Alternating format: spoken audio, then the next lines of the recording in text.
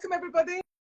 If you've any questions, please put them in the comments. I have got some questions that you sent in already. So I would like to first of all say welcome to my lovely guests. And we have Nada. I've coached Nada this year. She is an amazing woman. She is a coach. She's an entrepreneur. She's on her way to make $1 million. Yeah, at least. And I've just seen, the thing about you, Nada, I've just seen your visibility just blow up. It's like, I call her the queen of IG Live, because she just, like, 1 minute she was scared of it, next minute she's on live, doing lives every day, 3 hours long. That's a lovely Nada. Very welcome, true. Nada. Thank you. The queen of visibility in Instagram. Thank you. Oh, thank you. If today I'm really visible on Instagram, it's also thanks to what you did with me, thanks to your coaching, which is very powerful. So thank you so much. Oh, thank you for saying that. I appreciate that. And then we have the lovely Fatma. She is an international speaker. Whoa. Transformational coach. Whoa. Whoa. And she helps people that are ambitious professionals change their lives. So welcome to you, Fatma. It's lovely to have you here as well. Thank you for having me. Can you hear me well? Can hear Yes. you. Yeah. And we can see your beautiful smile, Yes. your face. I like it. I love it. So Actually, Fatma is in Oman. Yes. I'm in France, in Paris, and Lucy is in the UK, in London. Yeah. So you've how got us from all incredible over is the world. this? It's amazing, isn't it? Yes, The power it is. of technology. Exactly. That's the good side of technology. Indeed. So I would love to jump in and just hear a little bit about each of you. Like, how did you end up where you are? How did you end up becoming a coach? Fatma, how did you end up becoming a coach and a public speaker? For me, I have been in self-development for more than a decade. I've been studying. I have been a student of life, I called myself, and it reached a time where I realized that I've been helping my friends and families, and they used to tell me that, Fatma, why don't you take this as a career? And I was like, no, not yet. I'm not there yet. And throughout the years, I have seen them really transform, they get results, and that started building my confidence when it comes to helping people and getting the result. But being visible in social media was my biggest fear.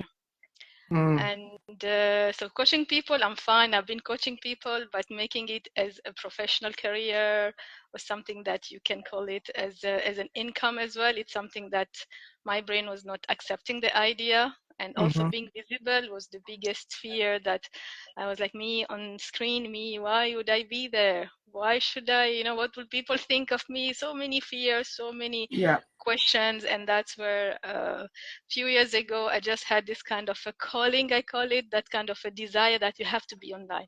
Enough of studying, enough of you learning. It's time to share. It's time for you to share and spread your message and your knowledge. And that's where I started during the pandemic. Actually, my first time I went like live in Instagram and live in terms of putting my picture even in LinkedIn was during the pandemic, and the fear was really too much, unbearable. But then I managed to learn how I could control and how I could also understand those kind of fear as well. Do you want to just say a little bit more about that? Because people, I'm a visibility coach. I coach entrepreneurs and coaches like to overcome their fear of the camera. And it's such a big fear of being visible. So tell us a little bit more about how you overcame that, Fatma. Initially, it was very challenging because the moment I just opened my Instagram from private, I have just like 10 people. I was just a consumer rather than a creator. So I was just using for myself. And then when I decided to make it convert it from private to public, the moment I opened it, my emotions was really rising. The fear was there. I could sweat. I could just feel my heart really trembling and fast. Every time I would go and check, would someone say something? And then I went live with one of my friend. We were doing the same course together. And then I was so happy that, and I had only like 10 people. But then I was like, okay, so what is next? People didn't see it. No one know who is Fatma. So I need to persist. I need to do more. But the fear was still there. And then I start using different techniques when it comes to fear. is what the worst that can happen, what am I afraid of, what will people say about me, what is next. Try to just understand all these emotions, where do they come from, and how I can process them. So you really work with your mind and what's happening in your mind, Yes. calming it down. Yes. Yeah. Coming to you, Nada. Yes. Let's hear a little bit of your amazing story. Yes, yes. So, what made me decide to become a coach is a painful experience with burnout that I experienced 5 years ago. So, I was on my sick leave. It was 2 years and a half, and I was like totally destroyed mentally, physically, emotionally. And I made the decision to become a coach to help people uh, overcome burnout, to raise awareness around burnout, and to help people like handle any mental issue. And I really wanted to make impact and to see my impact directly on other people's life. So that's why I made the decision to become a life coach. And 1 year ago, I decided to join the life coach school in the US, our school, and I'm certified from the life coach school. So yeah, to be honest, I made the decision during my sick leave, but before my sick leave, I had already I hired one coach, and I've always been interested in psychology, coaching. When I was an employee for one of the consulting firm in Paris, during my weekends, I was always watching videos from coaches. So it's a world that when I watch these videos, I feel this is my environment. This is what I want to do. I feel like I'm so inspired. Yeah. So it's like a kind of a calling. There was something in you that just resonated. Yes, yes. So tell us about like you putting yourself out there, that journey. We did this journey together. I would say that I started step by step. First, I started I like writing. I really love writing, and for me, it's really very easy. So first, I started like sharing publications where I'm expressing my voice, and then I started it's step by step, doing reels, doing videos, and another step is stories. And you helped me a lot with doing stories. And the final step is going live. So it's like I took it step by step. And what helped me a lot is the model that we use in our coaching sessions. That helped me understand why I was feeling so resistant to express my voice, to go live. So it helped me understand why it was difficult for me to do this, and it helped me like adopt new thoughts that changed my feelings and that helped me take actions. And Yeah. also what helped me like be more visible is my ability to take actions imperfectly and to take actions even if I feel discomfort and even if I feel fear, and having my own back. Same. What does that mean, having your own back? Having my own back means that if I am going live and I make a mistake, or I say something that another person may interpret differently, I tell myself it's okay. I know what's your intention. It's okay. Nothing went wrong. This is for me having my own back. Being on my side, whatever the outcome is. I love that. And taking responsibility for what I did, whatever the outcome is. I love that because I think that's the opposite of what a lot of people do. Is a lot of people beat themselves up, put themselves down, tell them they're getting it wrong, and it's like having your own back is like I think it's crucial if you're going to be visible, because for me visibility is a journey. It's like it's not just about being seen on camera or on stages or anything like that. It's like you go through this journey yourself and you become stronger. You have to go through all that discomfort and like really go, okay, I'm willing to be seen. I'm willing to put myself out there. So I love that you say Yeah, that. and also visibility is like a reflection of your own development. The more you work on yourself, the more you work on your limiting beliefs, on your thoughts, the more you are going to be visible and you are going to be authentic. And the more you are authentic, the more you create like a strong relationship with your audience. Yeah. So it's like business. We say that our results in business are a reflection of our personal development. For me, visibility is the same. It's exactly the same. Exactly the same. So Fatma, like I see visibility, like getting on camera, it's very similar to public speaking. People have those kind of fears that seem really irrational. So Yes, tell me about yes. the people that come and that you help. Like, what do you do to help them get over those fears of visibility? I think the first thing people, what they really lack is the belief in themselves.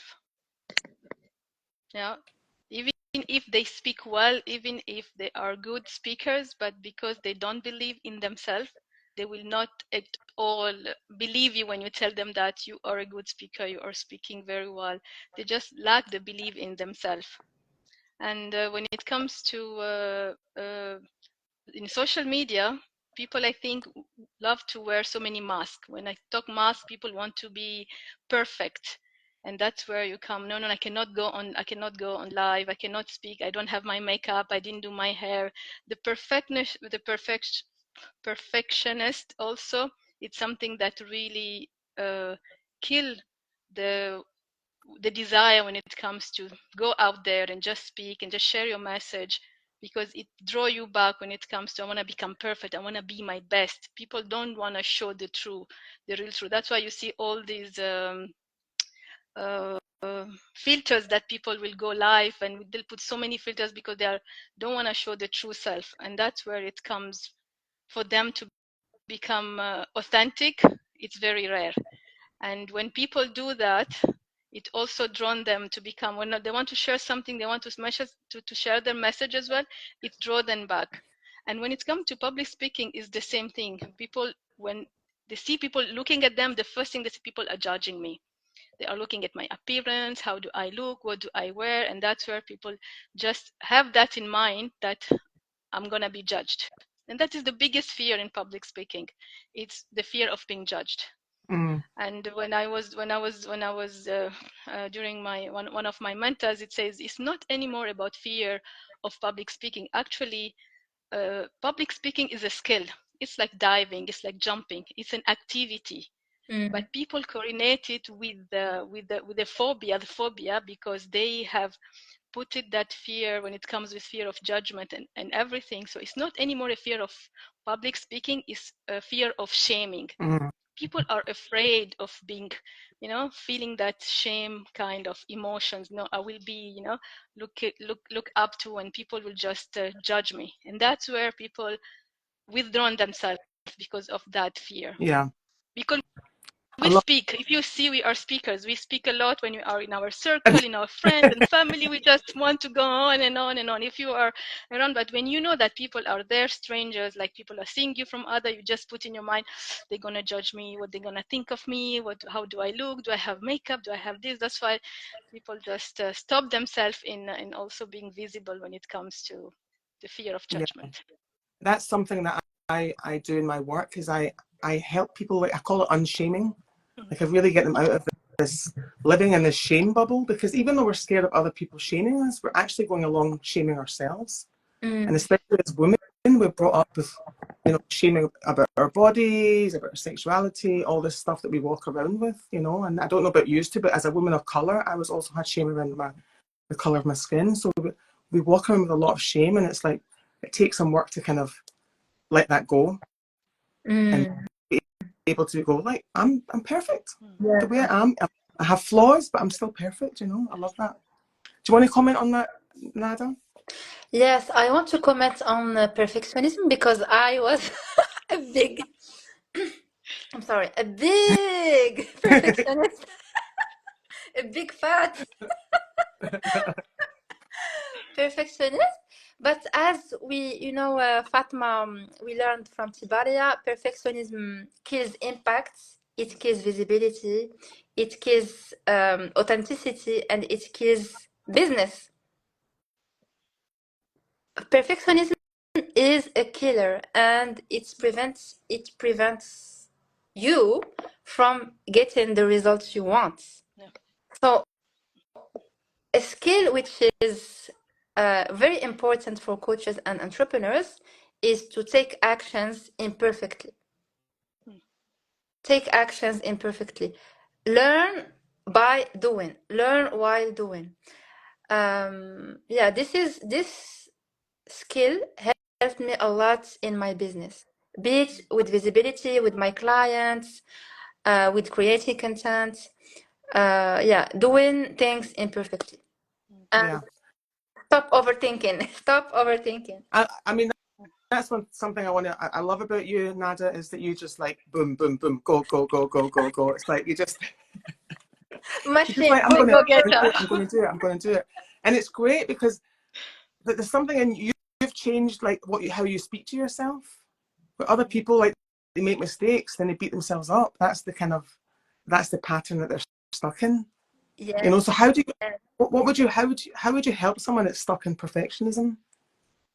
How would I help someone who is stuck in perfectionism? Okay. First, I would explain to him that perfectionism is like an insecurity or an adaptation mechanism that he developed when he was a child.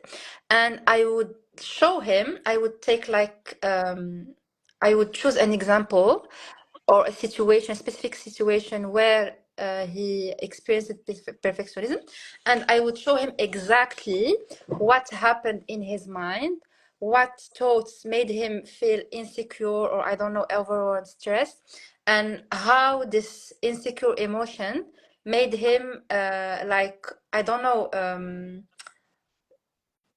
made him not take action. So first I would show him why he is stuck in perfectionism, and then I would question the thoughts that made him do this, made him take this action, and I would after questioning the thoughts, I would um, not guide him, but help him find a new way to think, and this new way to think will help him feel another emotion and take more actions. Cool. Fatma, do you want to add something to that? Yes, actually, for me, I was a big perfectionism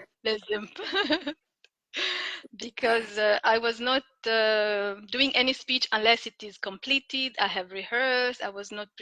I have to make sure that before I do anything, it is perfect and done. Then I will do it, and that's what I realized that I have. It has delayed me when it comes to do any project that I want to do when it comes to my writing a book or starting my coaching business, because I want it to be perfect.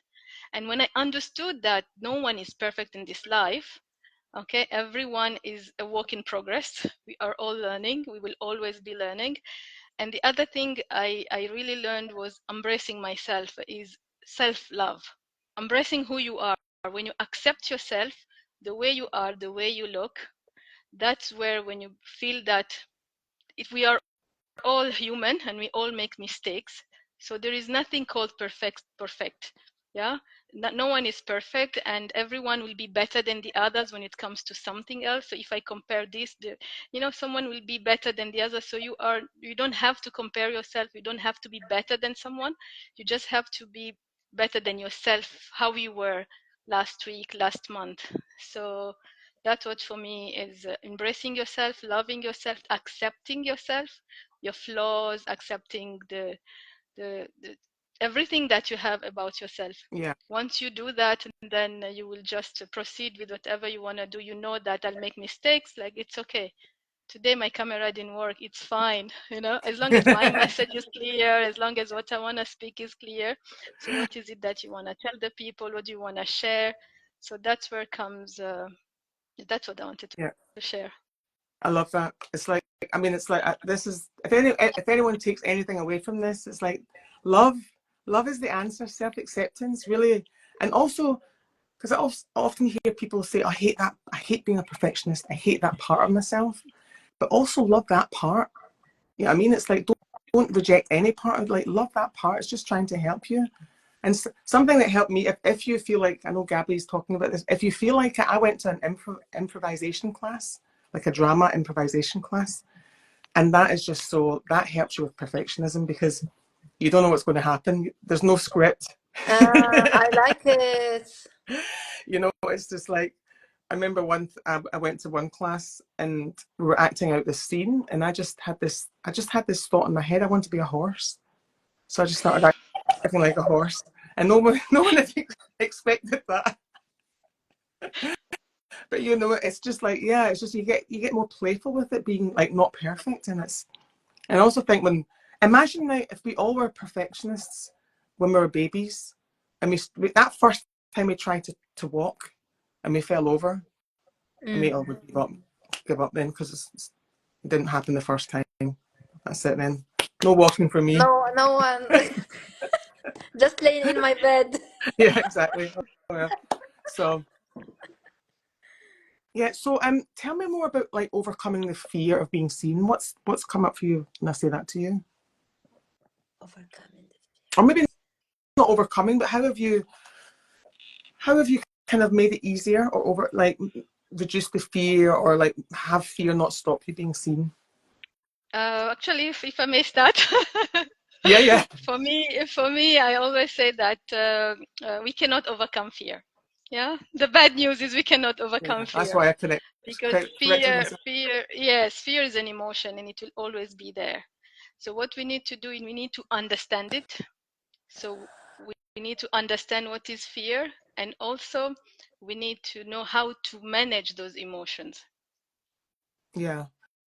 Do you want to say a little bit more about that? How would someone manage their emotions if they're just about to get on stage or on camera? It becomes with awareness. First, you need to be aware on your own thought. We need to be aware on your own feeling. So once you are aware, the first thing is awareness. You have to be aware. So, okay, what is my thought right coming in? We all have this negative talk that comes to us and said, so many things. Try to shut it down. I always not listen to it, because the more you listen to it, the more you will not do anything. It will stop you. So knowing your thought, understanding exactly what it is telling you. Normally it's all negative things. It's all something not empowering you. And then you convert those thoughts into a positive things. Okay, I cannot do this, I cannot do this. And I said, I can do this, I'm willing to try. You change those inner talk. So it's a lot to do with the mindset and your own mindset and your own thought, understanding your thought, understanding the awareness that you are. And then you speak to your fear. For me, I wrote a book called Walk with Your Fear. Wow. So there are steps when you talk to your fear. So you talk to your fear. I said, okay, there are so many tools. The first one, I speak the 5 whys. Okay, why am I afraid of speaking? Okay, what is the reason of me being afraid of speaking, or writing a book, or going to the gym, or anything you ask a question, why? And it's like 5 whys, and then the answer you ask again, why? What is the answer of that why? Till you come to the root cause. And normally the root cause is something that it's not even there. It's something that you have inherited, something in your subconscious mind that, comes again to the basic fear, which is being judged, being criticized. People will laugh at me, undervalue yourself. This is the first one. The second one is, the other one is, what the worst that can happen. Okay, fine. They laughed at me. I went on stage, I spoke, and they laughed at me. So what? They will forget the next day. But you have already made your impact, So you keep. There are a number of exercises that I share there. Yes. So it's just like understanding what is the fear. So for me, when I did exercise, I knew that my biggest fear was I felt like I want to become a speaker, and because my language barrier, I might make mistakes and people will laugh. And all these were because of the, I would say, programming or childhood trauma that went through when I moved from country to country. And that's where those were building. So I tried to reprogram it and revisit those emotions and understand that if I am prepared, if I can learn, if I know what I'm speaking about, then why would I, not be able to to speak or be afraid of me not being able to know my topic very well. So there are things. And also the other thing is that I just want to share is the fear will always be there. You will always feel those butterfly, because this is it's in our biology. It's part of our we call it caveman habit, because they have to this fear has been there forever. You will always feel this butterfly. Your hands will sweat, you will shake, you will fear. It's okay. It means that something new we have not done it. So I want to embrace that by feeling that if I feel this emotion, that's thing, there is growth in it, something new, I've never done it. And that means that I have to do it. I always said, feel the fear and do it anyway. Wherever I have this emotion, that means it's a new territory. I've never done this before, and I should not stop. I should continue doing it. And that's where I just continue with this emotion, and I just listen to it and embrace it. I'm really sorry, everybody, but fear is always going to be there. Welcome. Welcome to being human. I don't know, have you ever had this experience? Because I find that when I get really scared and then I do something, it's like I have a breakthrough. Yeah. I start to see fear as like, fear is a sign that I'm going to have a breakthrough if I keep going. Yes. I had this experience after my first live. I was so scared after before my first live. But after the first live, I felt like, wow, it's like there's another version of me. Yeah. And I felt like everything is possible. Now that I did something that scared me a lot, I can do anything. Yeah. And that's it. It's like Fatma was talking about our biology. It's like our brain knows that we're going to have this breakthrough and change. And it's like, no, it's trying to pull you back. Stay And in the it's cave. perfectionism, the cave, back in the cave. And then you break through and you're like, oh my gosh, this is wonderful. So that's We call exactly it fear and fight mode. You either fight, it's fly or fight. You either fight with it or you fly. Yeah. I love that. Yeah. Fly. So we're all flying.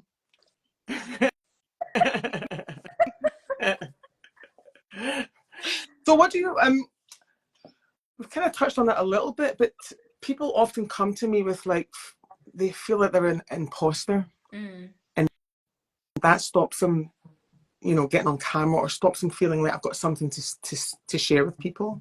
What do you want to comment on that? When you say imposter, it means that they feel that they are inadequate? Yeah. They often feel like I need to do another course, I need to do another degree, I need to get more experience, I need to. This is directly linked to I'm not enough and perfectionism. I just tell them that they are already enough, and now as they are, with the skills and with their experience and with all what they know, there is at least one person who needs them exactly, and they need to go to be visible to impact this one person. I love that. As you can see, Nada is a very direct coach. So if you want some direct coaching from her, you will have direct results. I love that. You are enough right now. Get on that live. Go. Go. Breakfast time. Do you want to comment on that, Fatima? About. For me, I would go back to the mindset, asking them, where does that come from? Yeah, why do they think that they are imposter syndrome? So what are the earliest memories that people think that they are? I was born shy, but no one was born shy. Kids have born very active and they cry anytime and then jump anytime. But throughout the upbringing, they have been conditioned that way. Keep quiet, shh, quiet, and then they close themselves down. And then when they go to school, you have the teacher who will see kids who are there, some of them active, some of them drawing, some of them dreaming, and they will ask sudden question, and you'll have 70% of the students raise their hand and say, me, teacher. will the teacher pick the one who raised their hand? No, they will pick the one who are not raising their hand. Why? Because they say, I want to teach you a lesson. You're not listening to my class. So they will say, Mr. So-and-so, or they will call your name and say, Nada, or Lucy. And then you will be like, so you will stand up and then you will just don't know what to answer. And then you will say, oh, I hate public speaking. People are laughing at me. You know, they started creating that and then they closed themselves and said that I will not be speaking again in public. I will not speak in front of the people.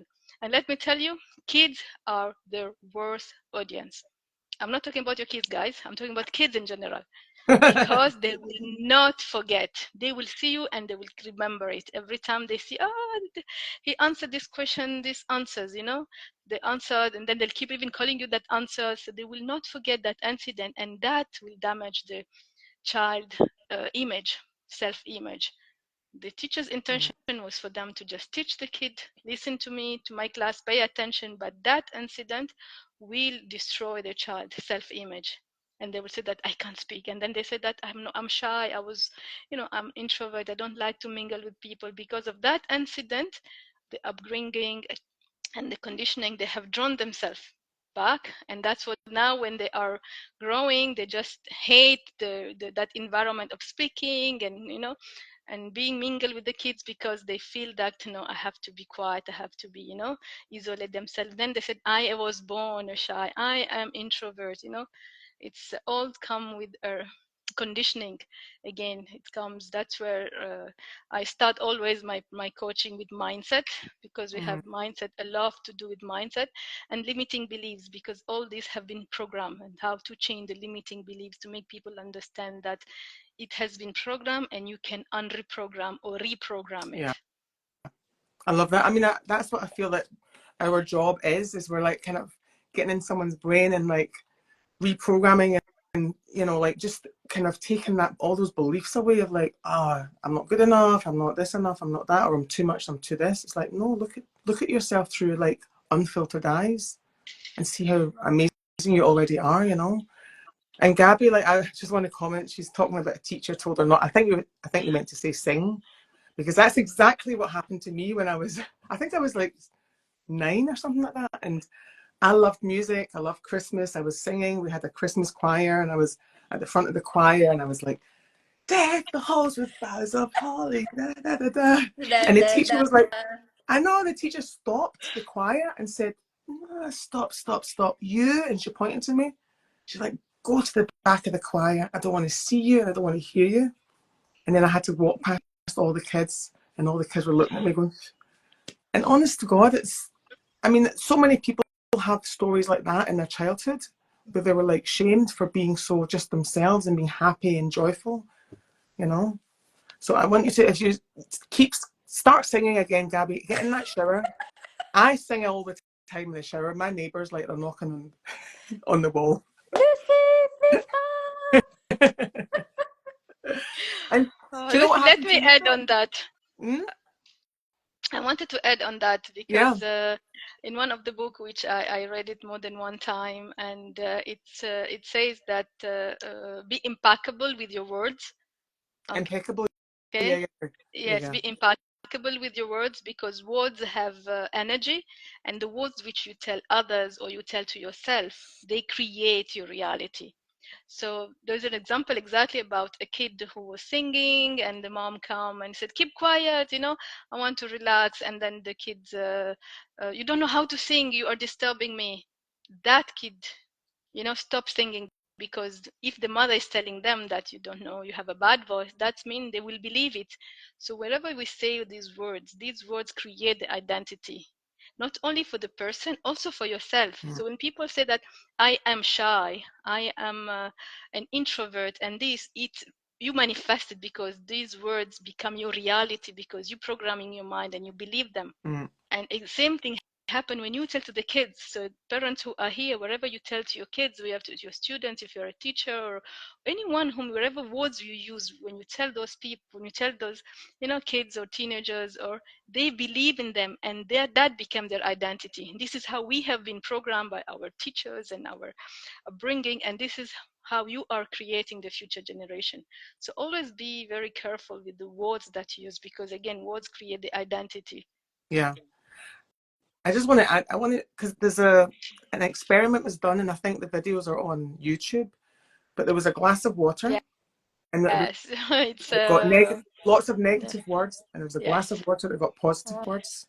And you, I Dr. think, Emoto. yeah, They call it Dr. Emoto. and you see like it's put under a microscope, and you see like the I think it was like it was frozen, and the like the snowflakes, beautiful, symmetric.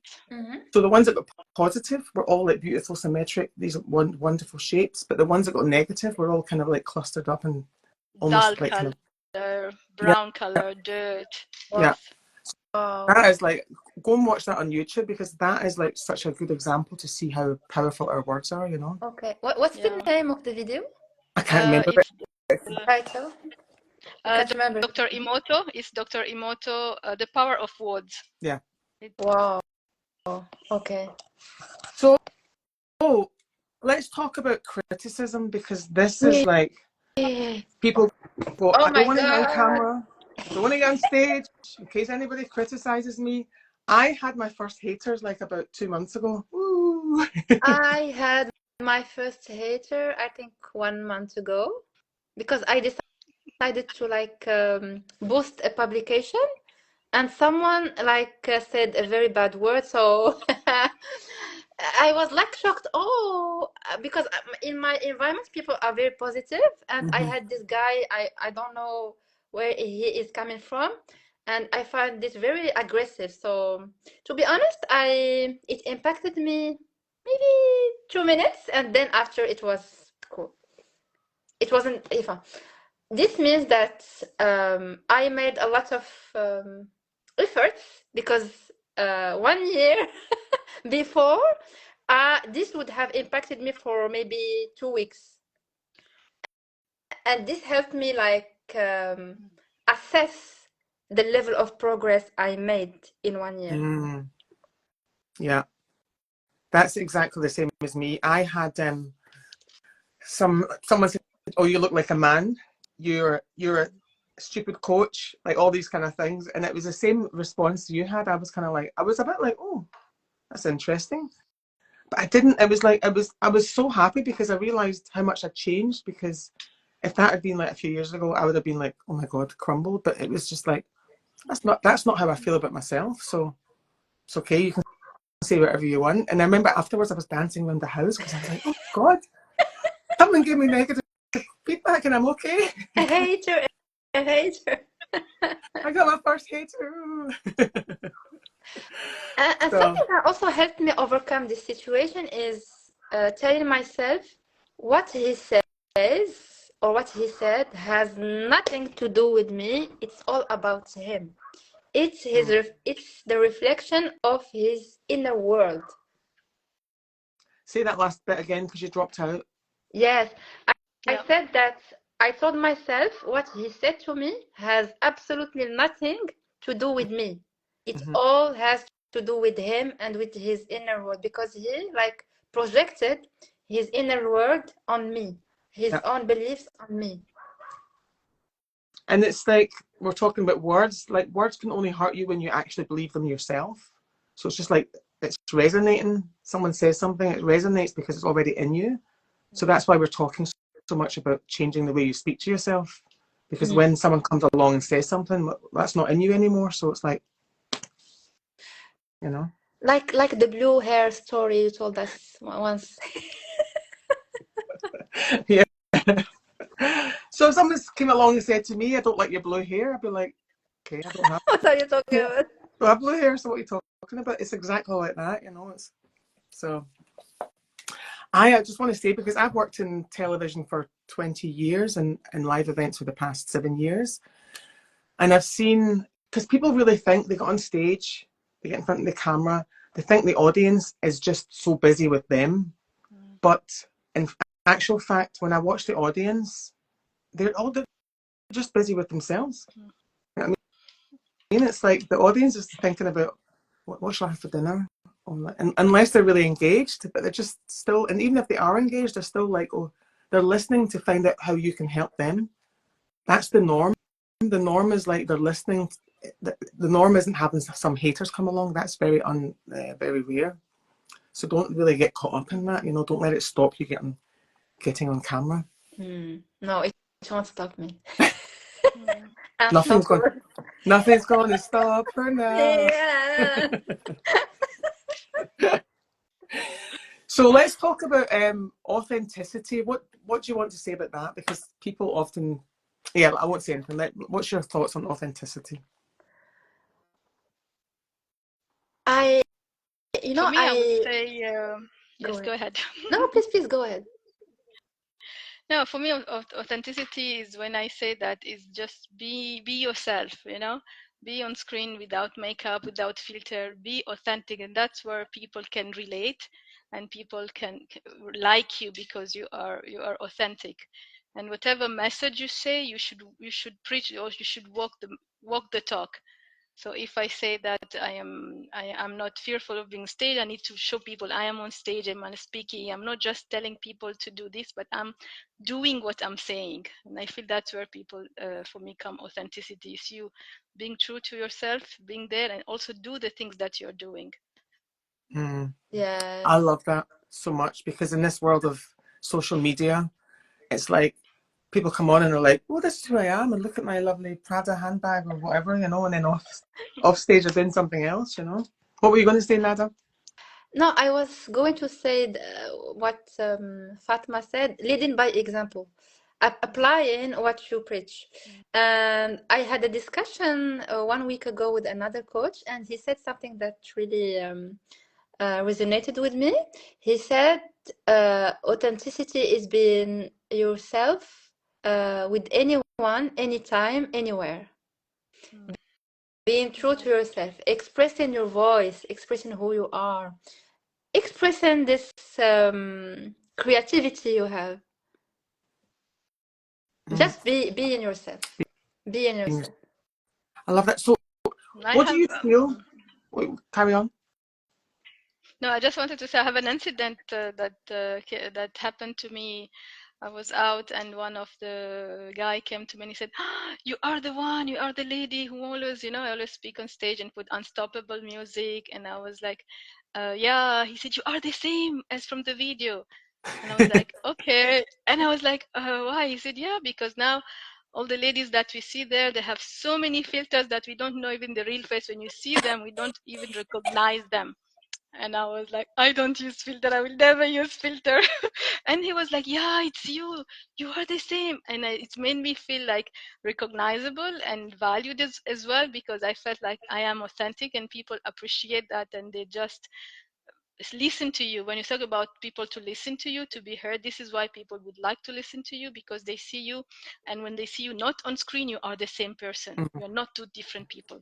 Because people love to wear masks and just become and just show in the social media. Life is different, in reality is different. So that's Yeah, what the incident taught me that day.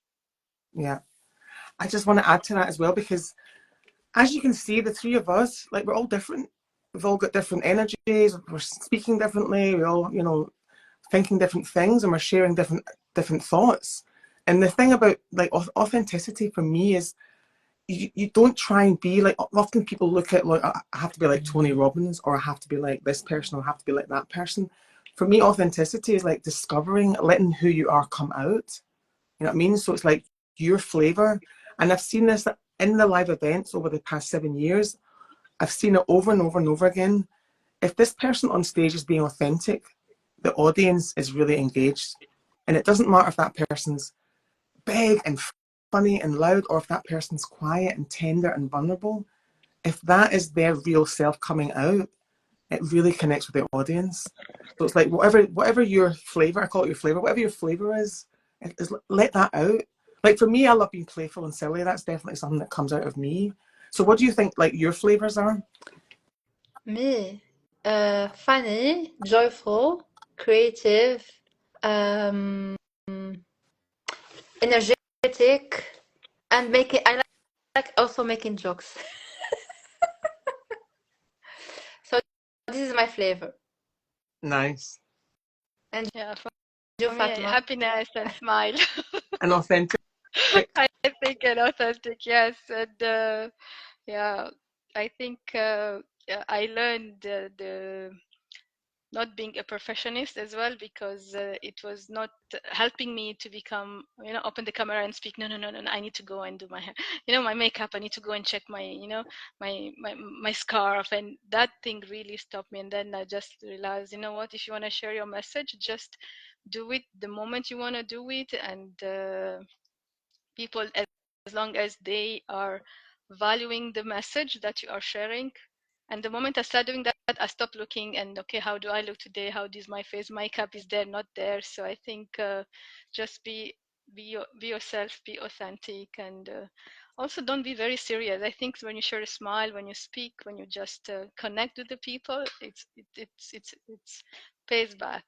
People love to see people connect, not like a robot and just come and speak. Sometimes initially when I was speaking, it's like a script. It's like, hello, good evening, everyone. Today my message, and I was really serious, and I was like, when I look at myself, I said, why was I doing that? Because the fear was there, and I was just pushing myself till the moment I just open and I'm relaxed and I joke and I make mistakes, and embracing the mistakes as well.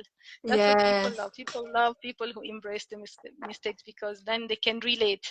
They don't want someone who's perfect in the screen. They want people who they can relate, and said, okay, we can relate, we can see her, and we can see this is how we are, and we want to become like her or like them. That's how people can connect with you as well. Yeah. There you go, everybody. We've got a couple by being human, like them. Isn't it funny, right? It's like suddenly the hardest thing to do is be yourself. Mm-hmm.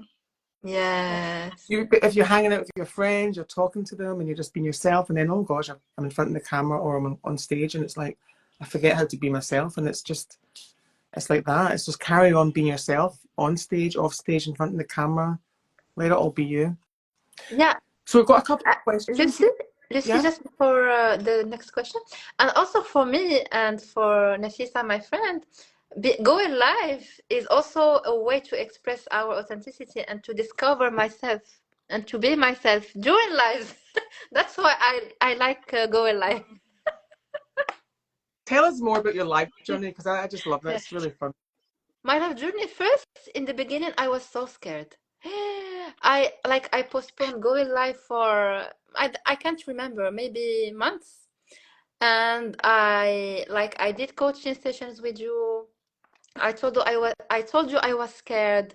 I told you I was scared, especially from the beginning, from the first seconds. And I was scared also of being frozen or being blocked during the live or shaking. And I learned from you that it's totally human and it's totally okay to shake, to make mistakes, to forget what you want to say. And yeah, so I accepted the fact that it's going live, it's like real life. I can make mistake, I can be shaking, my voice can shake, and it's okay. I'm okay with that.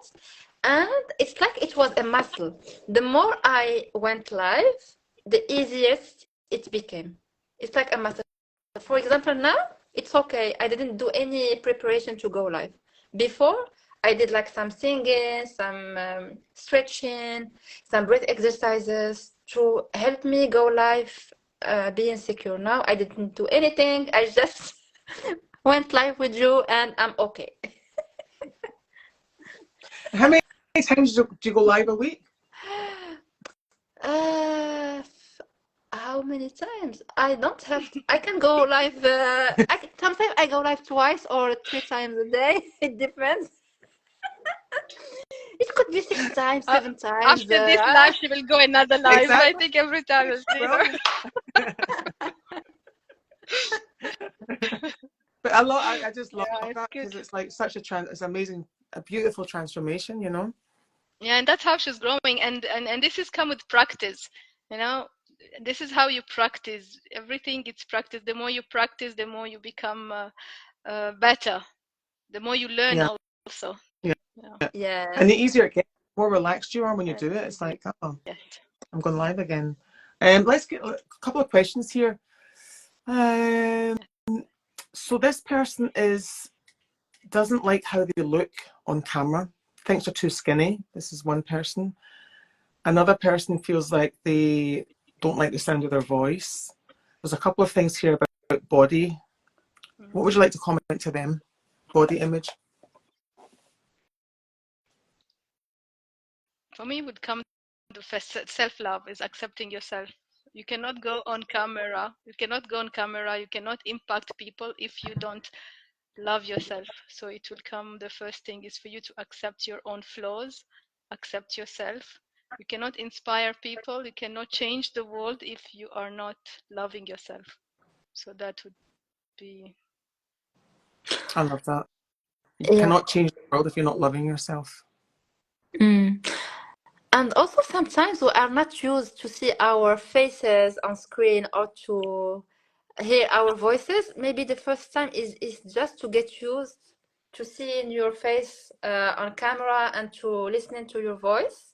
And then once you are familiar to this, you can go a step further and maybe expose yourself on social media. But first, be familiar with your voice, with your face, with your image, and then go a step further. Mm. And that's one of the I exercises think, I do. yeah. Yeah, one of the exercises I like to do is for 30 days is have people just record a video just for themselves, not showing it to anybody, but just to get used to being in front of the camera and just speaking and seeing what it's like, what you sound like, the way you look at yourself, you know. And then also, like, on that video, find 3 things that you like minimum every day that you just get used to, like, oh, and you start to like your face looking at it, you know. Yes, and also you see on Instagram there is for to go live there are like 2 options, and there's an option where you can go live just with yourself. You can, Practice. yeah, you Practice. can practice. I started today. Did you go I live with always yourself for a go while? live. I was trying to use it on the computer and I was like, it doesn't work. This, oh, there is practice because I always just go live and just open instantly. Yeah, I think when you say you very well said, Lucy, practice, because for me when I started my speaking journey is I was recording myself, but I did not want to look at myself. I was having that resistance. No, I don't want to look it back. But I was forced to see my own mistakes. That's how I can overcome them. So it took me years for me to rewatch my videos. I was not watching my video. I was just like, keep them, park them, park them. I don't want to see it. I don't want to even hear my voice. So every time someone said, can I see the video? And they come and say, no, I don't want to see it. I have that resistance of me seeing myself on video, even the voice, even the body language, the speaking, because whatever I will see, I will just look at the flaws. And then with practice, and I wanted to become better, I was looking myself on area of improvement, not as a perfectionist, how can it become best, but how can I improve? And then I started watching myself, the way I move my hand, the way I move on stage, what I do in terms of learning, not to judge and criticize myself, but to learn from it. And that I started, and that's why I started practicing and becoming better when it comes to being recorded and being on visible on social media as well. Yeah. So let's finish on confidence. So this person is saying that she wants to be more confident and more relaxed on camera. What would you say to her? In fact, let's start with I have a program. I have a program on confidence, so I will be last. Yes. Go ahead. Go ahead. And book a call. Yeah. Okay. Yeah. Nada, what do you want to say? Confidence is an emotion, and confidence is available to her right now. Confidence is coming from her own thoughts. So if she first she needs to detect or know what is the thought which is making him or her feeling unconfident, and change it. I can do it. I know how to do it. I am perfect for this. Just change the thought, and the thought will change the emotion, and you will be confident. Yeah, and so I love this definition. It might have been Brooke. I can't remember who said it, but someone said confidence is the willingness to keep taking action even though I feel uncomfortable. And I just love that because it's like as you said, and you've heard from us that, you know, the fear stays there and it gets less, but it's still, there's the next fear and there's the next discomfort, and it's like that willingness. Just I'm in and I'm taking action. So what would you like? I'd love you to just let people know how they can work with you before we finish our call. So Fatma, would you like to make an invitation to people? Oh, yes, if you want. yes. Let's go, Fatma. Yes. No, for me, I have a program called Unshakable Confident Accelerator. It's a 7-week program. And I also have an ebook as well, which is also in my bio. So you'll find all the details how to connect with me in my bio. And you can book a 45-minute free consultation call so I can understand what are your challenges and how I can help you with. And back to the confidence, I always say that confidence is a skill and it can be learned.